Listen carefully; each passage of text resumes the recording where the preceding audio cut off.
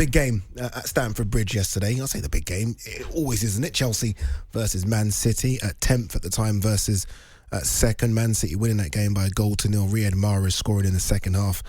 After what some maybe are saying a bit of a mistake by Kepa in terms of not coming out to get that ball. Man City closed the gap on Arsenal, the league leaders, to 5 points. What did you make, before we talk about Chelsea, we are going to focus on their performance and maybe the pressure under Graham Potter. What did you make of Man City's performance yesterday? Still not their dazzling best, but I think when we were previewing the game, we all expected they would have too much for Chelsea. That was just about the case in the end. I think it's quite an important victory. Certainly a 5-point gap is a bit more palatable for City than a 7 or 8 point gap. So I think they deserved the win.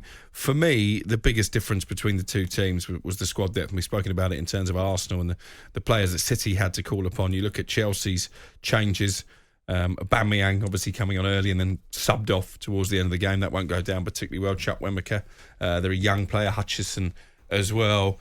Hall, another who's come through the academy. So I think you can see the gap in options that the two managers have, and that's why I think it's too early to judge Graham Potter. Yeah, I tweeted yesterday about Aubameyang. Obviously, as you said, came on yesterday, then got subbed off, and I was like, is he no longer that top striker, or is he just lost interest at Chelsea? And I also said that I wouldn't be surprised. I know they're struggling for forwards, but I wouldn't be surprised if he finds his way out of the club in January. What do you think's happened to Aubameyang? How's he lost his way?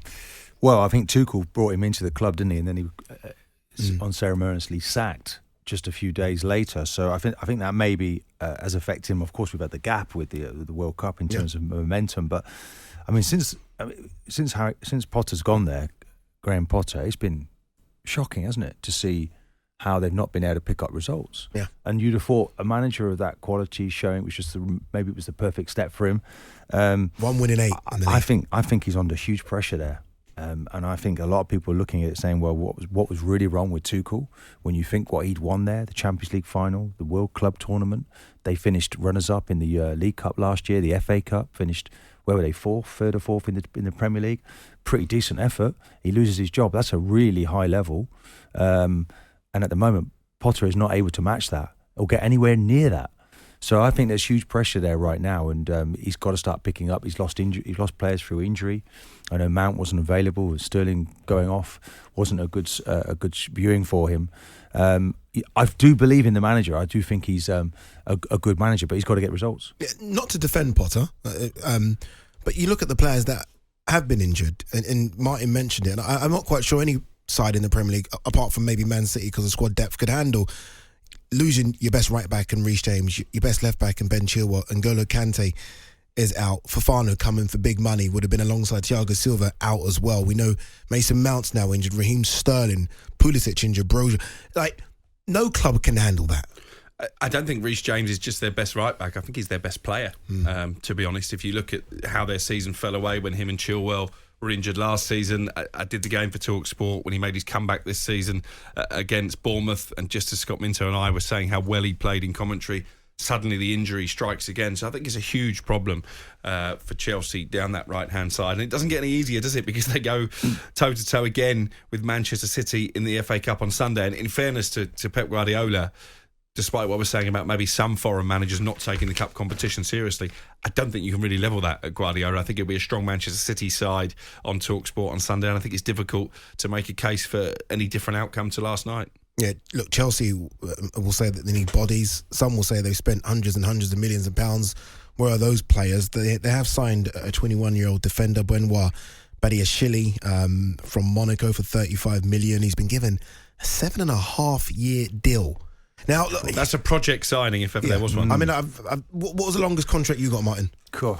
Well, 5 years, and Arsenal couldn't understand why I wanted to sign for 5 years. And it was because I didn't want my head turned and maybe leaving the club and going elsewhere like I did the first time. And it what's the benefit? Proved to be the right move. What's the benefit of them giving this young player 7.5 years? Is it to make it more expensive if someone wants to sign him? Maybe the model is to buy a certain player, a certain age, and then keep a group together, a really strong group that can attack Europe, can attack the Premier League for many years to come. I think that's probably the model. I'm not sure, though, the way that they're successively changing their manager, whether that actually fits with that policy as well. Because obviously someone else comes in and their perception of a player could be different, and you've signed him then on an incredibly long contract. How do you then prize him out? How do you change that? Maybe it was the reason why Tuchel couldn't sort of buy into things, and maybe there was unrest there behind the scenes. We don't know, but I mean, Potter has obviously come in and likes that idea. But yeah, it is a huge risk to put somebody on a 7.5-year contract. Yeah, it is strange, isn't it, Crookie? I mean, he's not the only one. Other 6-year deals as well. Fofana, a 6-year deal. Cucurella, 6-year deal. Chalobah, 6-year. Reece James, 6-year deal. I mean, it's constant. So there's clearly a model that they're trying to do for some reason. I think this shows that the owners are committed to turning Chelsea into more of a project football club than one that we saw under Roman Abramovich, where it was very much all about the short term. We saw a revolving door of managers, big turnover in players as well.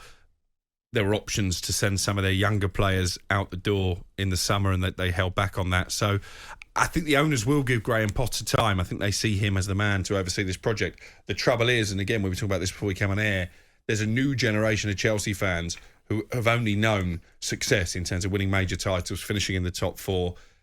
If they don't see signs of progress imminently, the catcalls for Graham Potter's head will get louder, and it's whether the owners can be strong enough to withstand that noise. Jim White and Simon Jordan. Monday to Friday mornings from 10 on AM, on DAB, via the talkSPORT app and on your smart speaker. talkSPORT.